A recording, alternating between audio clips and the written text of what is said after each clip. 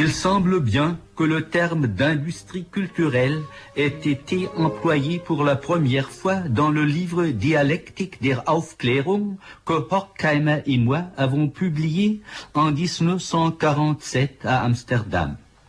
Dans nos ébauches, il était question de culture de masse.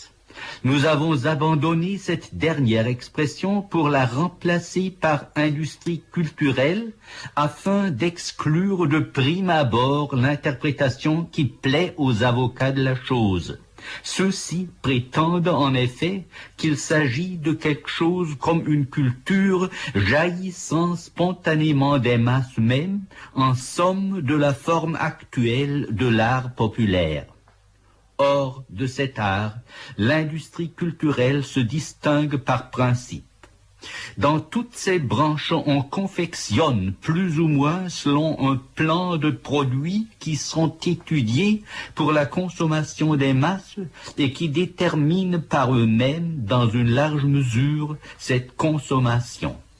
Les diverses branches se ressemblent de par leur structure ou du moins s'emboîtent les unes dans les autres. Elles s'additionnent presque sans lacune pour constituer un système. Cela grâce aussi bien aux moyens actuels de la technique qu'à la concentration économique et administrative. L'industrie culturelle, c'est l'intégration délibérée d'en haut de ses consommateurs. Elle intègre de force même les domaines séparés depuis des millénaires de l'art supérieur et de l'art inférieur, au préjudice des deux. L'art supérieur se voit frustré de son sérieux par la spéculation sur les faits. À l'art inférieur, on fait perdre par sa domestication civilisatrice l'élément de nature résistante et rude qui lui était inhérent aussi longtemps que l'inférieur n'était pas entièrement contrôlé par le supérieur. L'industrie culturelle, il est vrai, tient sans conteste compte de l'état de conscience et d'inconscience des millions de personnes auxquelles elle s'adresse. Mais les masses ne sont pas alors le facteur premier, mais un élément secondaire, un élément de calcul, accessoire de la machinerie. Le consommateur n'est pas roi, comme l'industrie culturelle le voudrait, il n'est pas le sujet de celle-ci, mais son objet. Le terme de mass media, qui s'est imposé pour l'industrie culturelle, ne fait que minimiser le phénomène. Cependant, il ne s'agit pas des masses en premier lieu, ni des techniques de communication comme telles, mais de l'esprit qui leur est insufflé, à savoir la voix de leur maître. L'industrie culturelle abuse de prévenance à l'égard des masses pour affermir et corroborer leur attitude qu'elle prend a priori pour une donnée immuable. Est exclu tout ce par quoi cette attitude pourrait être transformée. Les masses ne sont pas la mesure, mais l'idéologie de l'industrie culturelle, encore que cette dernière ne puisse exister sans s'adapter. Les marchandises culturelles de l'industrie se règlent, comme l'ont dit Brecht et Suhrkamp il y a déjà 30 ans, sur le principe de leur commercialisation, et non sur leur propre contenu de sa construction exacte. La praxis entière de l'industrie culturelle applique carrément la motivation du profit aux produits autonomes de l'esprit. Depuis qu'en tant que marchandises sur le marché, ces produits font vivre leur auteur. Ils en étaient quelque peu contaminés. Mais il ne s'est forcé d'atteindre un profit que médiatement, à travers leur réalité propre. Ce qui est nouveau dans l'industrie culturelle, c'est le primat immédiat et avoué de l'effet, très étudié dans ses produits les plus typiques. L'autonomie des œuvres d'art qui, il est vrai, n'a presque jamais existé de façon pure et a toujours été empreinte de la recherche de l'effet, se voit à la limite abolie par l'industrie culturelle. Il ne faut pas en accuser ici une volonté consciente de ses promoteurs. Bien plutôt, il faudrait faire dériver le phénomène de l'économie, de la recherche de nouvelles possibilités, de faire fructifier le capital dans les pays hautement industrialisés. Les anciennes possibilités deviennent de plus en plus précaires du fait de ce même processus de concentration qui, de son côté, rend seul possible l'industrie culturelle en tant qu'institution puissante. La culture qui, d'après son propre sens, non seulement obéissait aux hommes, mais toujours aussi protestait contre la condition sclérosée dans laquelle ils vivent et par là les honorait. Cette culture, par son assimilation totale aux hommes, se trouve intégrée à cette condition sclérosée. Ainsi, elle avilit les hommes encore une fois. Les productions de l'esprit dans le style de l'industrie culturelle ne sont plus aussi des marchandises, mais le sont intégralement.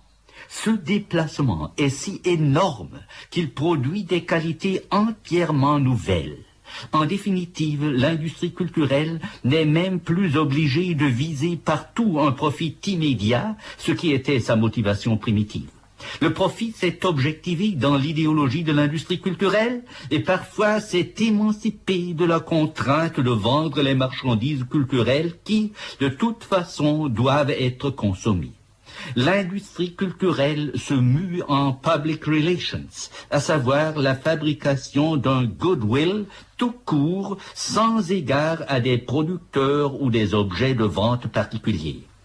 On s'en va chercher le client pour lui vendre un consentement total et sans réserve. On fait de la réclame pour le monde tel qu'il est, tout comme chaque produit de l'industrie culturelle est sa propre réclame. En même temps, néanmoins, on conserve les caractères qui primitivement appartenaient à la transformation de la littérature en marchandise. Si quelque chose au monde a son ontologie, c'est bien l'industrie culturelle, table de catégories fondamentales rigidement conservée, ainsi qu'en témoigne par l'exemple le roman commercial anglais à la fin du XVIIe et au début du XVIIIe siècle. Ce qui, dans l'industrie culturelle, se présente comme un progrès, le sempiternel nouveau qu'elle offre, demeure dans toutes ses branches le changement vestimentaire d'un toujours pareil. La variété couvre un squelette qui connaît aussi peu de changements que la motivation du profit elle-même depuis son ascension à l'hégémonie sur la culture. Du reste, on ne doit pas prendre à la lettre le terme d'industrie. Il se rapporte à la standardisation de la chose même, par exemple la standardisation du western, connue de chaque spectateur de cinéma, et à la rationalisation des techniques de distribution, mais il ne se réfère pas strictement au processus de production. Alors que celui-ci, dans le secteur central de l'industrie culturelle, à savoir le film, se rapproche de la méthodologie technique grâce à une division du travail très poussée, grâce à la séparation de ceux qui travaillent et des moyens de production. Cette séparation s'exprime dans le conflit éternel entre les artistes travaillant dans l'industrie culturelle et les potentats de celle-ci. On conserve pourtant, dans d'autres secteurs de l'industrie culturelle, des formes de production individuelle. Chaque produit se veut individuel. L'individualité elle-même sert au renforcement de l'idéologie du fait que l'on provoque l'illusion que ce qui est chosifié et médiatisé est un refuge d'immédiateté et de vie. Cette idéologie fait appel surtout au système des vedettes empruntées à l'art individualiste. Plus toute cette sphère est déshumanisée, plus elle fait la publicité pour les grandes personnalités et plus elle parle aux hommes avec la voix éraillée du loup déguisé en grand-mère. Cette sphère est industrielle dans le sens, les sociologues l'ont bien vu, de l'assimilation à des formes industrielles d'organisation, même là où l'on ne produit pas comme la rationalisation du travail dans les bureaux, plutôt que par une production véritablement rationnelle du point de vue technologique. C'est pour cette raison que les mauvais placements de l'industrie culturelle sont aussi extrêmement nombreux et plongent ceux de ces secteurs qui sont dépassés par de nouvelles techniques dans des crises qui sont rarement des chemins vers le mieux. D'un autre côté, dès qu'ils veulent s'assurer contre la critique, les promoteurs de l'industrie culturelle se plaisent à alléguer que celle qu'ils fournissaient n'est pas de l'art, mais de l'industrie. Le concept de technique qui règne dans l'industrie culturelle n'a de commun que le nom avec celui qui vaut dans les œuvres d'art. Celui-ci se rapporte à l'organisation immanente de la chose, à sa logique interne. Au contraire, la technique de l'industrie culturelle, technique de distribution et de reproduction mécanisée, reste pour cela toujours en même temps extérieure à son objet. L'industrie culturelle a son support idéologique en ceci qu'elle se garde minutieusement de tirer toutes les conséquences de cette technique dans ses produits.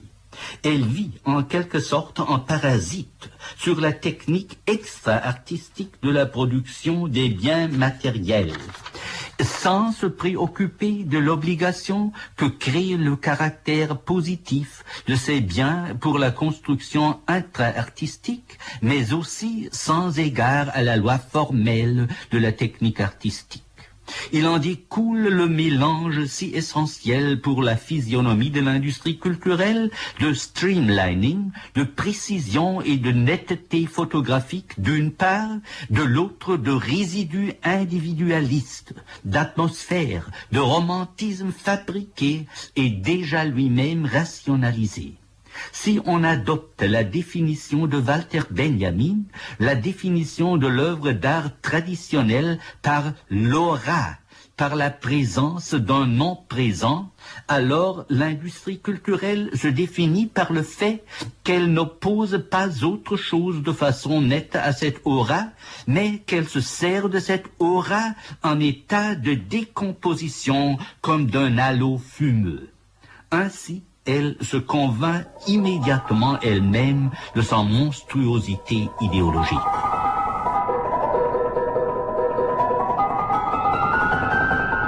Vous écoutez les Vendredis de la philosophie, archives, aujourd'hui Théodore Adorno qui donnait en 1963 pour l'Université radiophonique internationale une conférence en 2 parties et en français consacrée au thème de l'industrie culturelle, diffusée la première fois les 21 et 28 septembre 1963.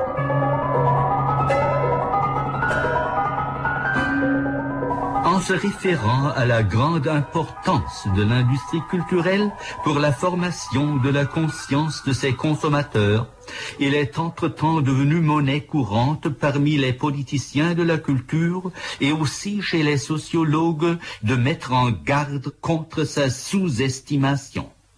Il propose de s'abstenir de toute attitude suffisante et de la prendre au sérieux. En effet, l'industrie culturelle est importante en tant que facteur de l'esprit aujourd'hui dominant. Vouloir sous-estimer son influence par scepticisme à l'égard de ce qu'elle transmet aux hommes serait faire preuve de naïveté. Mais l'exhortation à la prendre au sérieux est suspecte. Du fait de son rôle social, on élude des questions embarrassantes sur sa qualité, sur sa vérité ou non-vérité, des questions sur le niveau esthétique de son message. On reproche aux critiques de se retrancher dans une tour d'ivoire, mais il convient d'abord de souligner l'ambiguïté qui passe inaperçue de l'idée d'importance. La fonction d'une chose concernant-elle la vie d'innombrables individus n'est pas caution de son rang. Confondre ce fait esthétique et ces vulgarisations ne ramènent pas l'art en tant que phénomène social à sa réelle dimension, mais servent souvent à défendre quelque chose qui est contestable de par ses conséquences sociales. L'importance de l'industrie culturelle dans l'économie psychique des masses ne dispense pas de réfléchir à sa légitimation objective, à son en soi, mais au contraire y oblige. La prendre au sérieux en proportion de son rôle incontesté signifie la prendre critiquement au sérieux, non pas désarmée devant son monopole.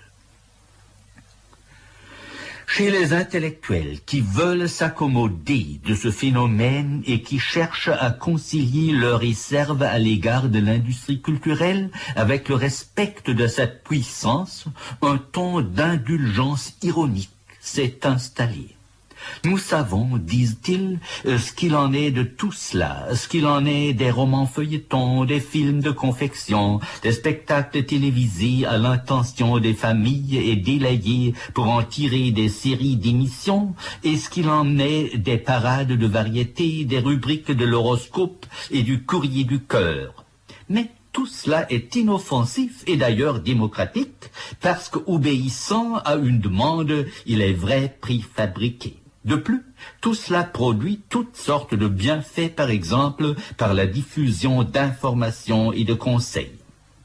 Or, ces informations sont assurément pauvres ou insignifiantes, comme le prouve toute étude sociologique sur une chose ainsi élémentaire que le niveau d'information politique, et les conseils qui se dégagent des manifestations de l'industrie culturelle sont de simples futilités ou pire encore. L'ironie mensongère qui s'est installée dans le rapport des intellectuels bénis, oui, et de l'industrie culturelle n'est nullement limitée à ce groupe. On peut supposer que la conscience des consommateurs est elle-même scindée, placée qu'elle est entre la plaisanterie réglementaire que leur prescrit l'industrie culturelle et la mise en doute à peine déguisée de ses bienfaits. L'idée que le monde veut être trompé est devenue plus vraie qu'elle n'a sans doute jamais prétendu l'être. Non seulement les hommes tombent, comme on dit, dans le panneau, pourvu que cela leur apporte une satisfaction si fugace soit elle-même, mais ils souhaitent même cette imposture tout conscients qu'ils en sont. S'efforcent de fermer les yeux et approuvant dans une sorte de mépris de soi ce qu'ils subissent et dont ils savent pourquoi on le fabrique. Sans se l'avouer, ils pressentent que leur vie leur devient tout à fait intolérable sitôt qu'ils cessent de s'accrocher à des satisfactions qui, à proprement parler, n'en sont pas. Mais aujourd'hui, la défense astucieuse de l'industrie culturelle glorifie comme un facteur d'ordre l'esprit de l'industrie culturelle que l'on peut sans crainte appeler idéologie. Ses représentants prétendent que cette industrie fournit aux hommes, dans un monde prétendument chaotique, quelque chose comme des repères pour leur orientation et que de ce fait, elle serait déjà acceptable. Ceux qui tiennent ce langage sont généralement des conservateurs. Mais ce qu'ils supposent sauvegarder par l'industrie culturelle est en même temps démoli par elle. La bonne vieille auberge subit une destruction plus totale dans le film en couleur que par des bombes. Ceux qui en général et sans phraséologie pouvaient se nommer culture voulaient, en tant qu'expression de la souffrance et de la contradiction, fixer l'idée d'une vie véritable, mais ne voulaient pas représenter comme étant vie véritable le simple être là et les catégories conventionnelles et périmées de l'ordre dont l'industrie culturelle l'affuble. Si les avocats de l'industrie culturelle opposent à ce que nous venons de dire qu'elle ne prétend pas à l'art, alors c'est encore une fois de l'idéologie. Aucune infamie ne s'amende parce qu'elle se déclare telle. Mais le plus piètre film à grand spectacle ou à l'eau de rose se présente objectivement selon sa propre apparence comme s'il était une œuvre d'art. Il faut le confronter avec cette prétention et non avec la mauvaise intention de ceux qui en sont responsables. Se référer à l'ordre tout court sans la détermination concrète de celui-ci, faire appel à la diffusion des normes sans que celles-ci soient tenues de se justifier concrètement ou devant la conscience n'a pas de valeur. Un ordre objectivement valable qu'on veut faire accepter aux hommes parce qu'ils en sont privés n'a aucun droit s'ils ne le fondent pas en lui-même et vis-à-vis des hommes, et c'est précisément cela que refuse tout produit authentique de l'industrie culturelle. Les idées de l'ordre qu'elle inculque sont toujours celles du statu quo. Elles sont des a priori acceptées sans objection, sans analyse, en renonçant à la dialectique, même si elles n'appartiennent substantiellement à aucun de ceux qui les subissent. L'impératif catégorique de l'industrie culturelle, à la différence de celui de Kant, n'a plus rien de commun avec la liberté. Il dit « tu dois te soumettre », sans préciser ce à quoi il faut se soumettre. Te soumettre à ce qui de toute façon est et à ce que tout pense de toute façon, comme par réflexe à la puissance et l'omniprésence de ce qui est. Par la vertu de l'idéologie de l'industrie culturelle, le conformisme se substitue à l'autonomie et à la conscience. Jamais l'ordre qui en ressort n'est confronté avec ce qu'elle prétend être ou avec les réels intérêts des hommes. Mais l'ordre n'est pas en soi quelque chose de bon. Le serait qu'un ordre digne de son nom. Que l'industrie culturelle ne s'en soucie guère, qu'elle vante l'ordre in abstracto, atteste seulement l'impuissance et le non fondé des contenus qu'elle transmet. Tout en prétendant entre le guide des désemparés et en leur présentant de façon trompeuse des conflits qu'ils doivent confondre avec les leurs, l'industrie culturelle ne résout ces conflits qu'en apparence, comme il leur serait impossible de les résoudre dans la propre vie. Dans les productions de cette industrie, les hommes entrent en difficulté à seule fin d'en sortir sans dommage, et dans la plupart des cas à l'aide des agents de la collectivité infiniment bonnes pour adhérer dans une vaine harmonie à cette généralité dont ils ont dû tout d'abord reconnaître que les exigences étaient incompatibles avec la particularité, c'est-à-dire avec leurs propres intérêts. Pour ce faire, l'industrie culturelle a élaboré des schèmes qui englobent même des domaines aconceptuels comme la musique légère, où l'on tombe aussi dans le jam, c'est-à-dire dans des problèmes qui sont comme les embouteillages, des problèmes qui, avec le triomphe du temps fort, en quelque sorte avec le feu vert, se démêlent. Cependant, même les défenseurs ne contrediront guère Platon lorsqu'il dit que ce qui est objectivement en soi faux ne peut être subjectivement pour les hommes vrai et bon. Ce que l'industrie culturelle élucubre ne sont ni des règles pour une vie heureuse, ni un nouveau poème moral, mais des exhortations à la conformité à ce qui a derrière soi les plus gros intérêts. Le consentement dont elle fait la réclame renforce l'autorité aveugle et impénétrée. Mais si l'on mesure effectivement, conformément à un standard réel, l'industrie culturelle non pas par rapport à sa substantialité et à sa logique, mais par rapport à son effet, donc si on lui accorde ce dont elle se réclame toujours, il faut prendre l'entière mesure de tous les développements impliqués dans cet effet, l'encouragement et l'exploitation de la faiblesse du moi à laquelle la société actuelle, avec sa concentration du pouvoir, condamne de toute manière ses membres. Leur conscience subit de nouvelles transformations régressives. Ce n'est pas pour rien que l'on peut entendre en Amérique de la bouche des producteurs cyniques que leurs films doivent tenir compte du niveau intellectuel d'un enfant de 11 ans. Ce faisant, ils se sentent toujours plus incités à faire d'un adulte un enfant de 11 ans. Certes, on ne pourra pas, par une étude exacte, prouver avec certitude les faits régressifs dans chaque produit de l'industrie culturelle. Mais la goutte d'eau finit par creuser la pierre, en particulier parce que le système de l'industrie culturelle traque les masses, ne permet guère d'évasion et impose sans cesse les schémas de leur comportement. C'est seule leur méfiance profondément inconsciente, le dernier reste dans leur esprit de la différence de l'art et de la réalité empirique, qui explique que les masses ne voient pas et depuis longtemps déjà n'acceptent pas tout à fait le monde tel que l'industrie culturelle l'a préparé à leur intention.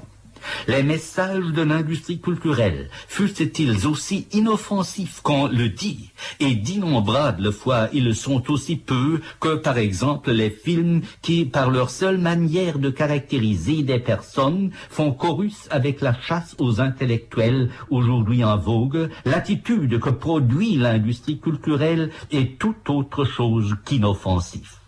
Qu'une rubrique astrologique exhorte ses lecteurs à conduire leur automobile un jour déterminé avec prudence, il n'en résultera certes aucun préjudice pour personne, sinon à coup sûr l'abrutissement supposé par la prétention que ce conseil idiot ait besoin de la caution des étoiles. Dépendance et servitude des hommes, visée dernière de l'industrie culturelle, ne pourrait guère être plus fidèlement caractérisée que par ce sujet d'un psychologue américain qui pensait que les détresses des temps présents prendraient fin si les gens voulaient seulement s'aligner pour des personnalités marquantes ou prominentes. La compensation que l'industrie culturelle offre aux hommes en éveillant le sentiment confortable que le monde se trouve dans cet ordre où elle les englue, les frustre de ce bonheur qu'elle leur présente trompeusement. L'effet d'ensemble de l'industrie culturelle est celui d'une anti-démystification, celui d'une anti-Aufklärung. Dans l'industrie culturelle, comme Horkheimer et moi l'avons dit, la démystification, l'Aufklärung, les lumières, à savoir la domination technique progressive, se mue en tromperie des masses, c'est-à-dire en moyen de garrotter la conscience. Elle empêche la formation d'individus autonomes, indépendants, capables de juger et de se décider consciemment. Mais ceux-ci sont la condition préalable d'une société démocratique qui ne saurait se sauvegarder et s'épanouir qu'à travers d'hommes hors de tutelle. Si, dans nos, l'on diffame à tort les masses comme masses, c'est justement souvent l'industrie culturelle qui les réduit à cet état de masse qu'elle méprise ensuite et qui les empêche de s'émanciper, ce pourquoi les hommes seraient aussi mûrs que de leur permettre les forces de production de l'époque.